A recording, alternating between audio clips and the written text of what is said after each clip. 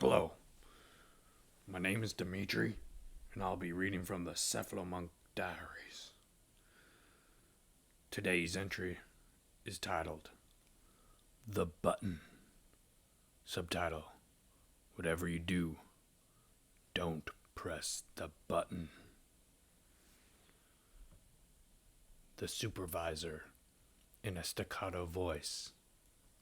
And whatever you do, don't press the button. Immediately, Gerald slammed on the button. The room began to swirl. The clocks began to spin. Oh, shit! Gerald was not expecting that a button at his console for maintaining the space-time continuum would have a self-destruct button.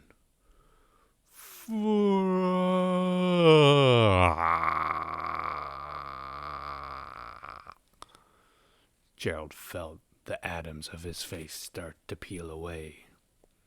He was overcome with every memory stored.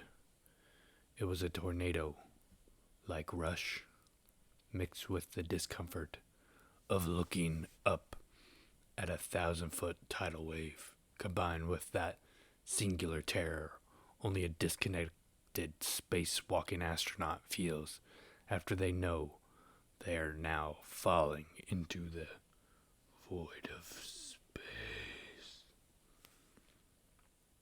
All these sensations made for a piercing and blinding white light, and then nothing.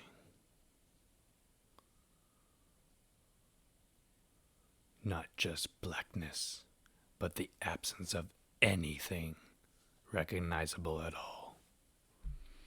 Gerald could still feel himself falling, but into what he didn't know. He knew he hated it. God fucking damn it. Why must I always be such a smartass? Why am I such a goddamn fuck? Realizing that he was still conscious without a body or brain, he then thought to himself, perhaps I shouldn't be taking the Lord's name in vain, whatever this space is. But that is where Gerald began to feel true terror. This was no space at all. There was no space, no shapes, no colors, no forms. There was no time. Every moment kept folding over onto itself and back around itself and starting over. Nothing made sense. Oh, fuck. Is this hell? But how could this be? Gerald grew up a lax Christian, but he had seen paintings in college about hell. It was always described as a place with ultimate sensations. The stories and paintings he saw had sights of people and their faces melting off. The devil and his minions using hot pokers to brand the damned, and hot chains strapped to laboring slaves, which all fallen mortal souls were forced to endure.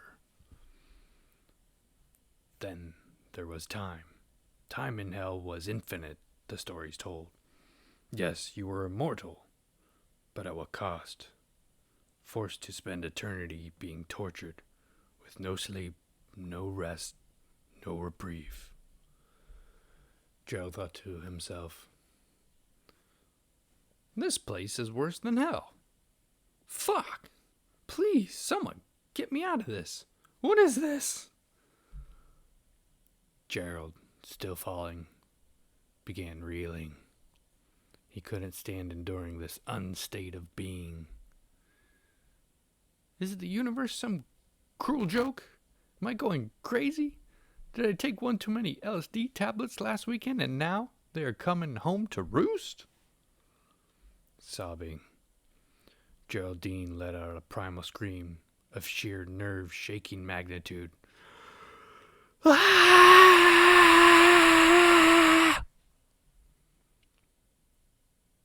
As if he was screaming himself awake out of a night of terror, Gerald sat all the way up, drenched in sweat, at his console.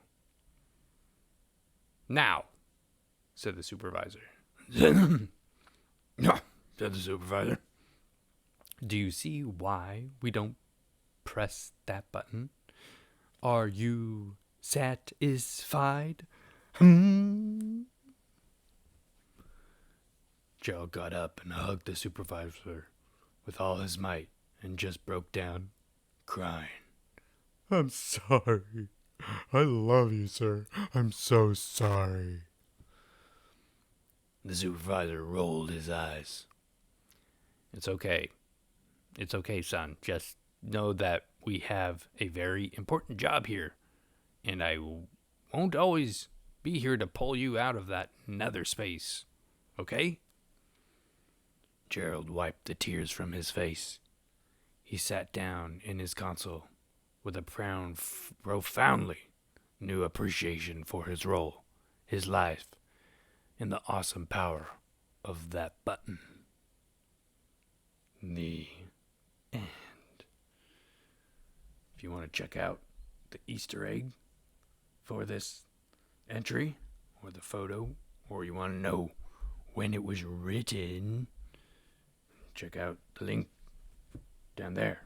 Do you know how to do that? Oh, do you? Oh, you're fine. Oh, you're fine.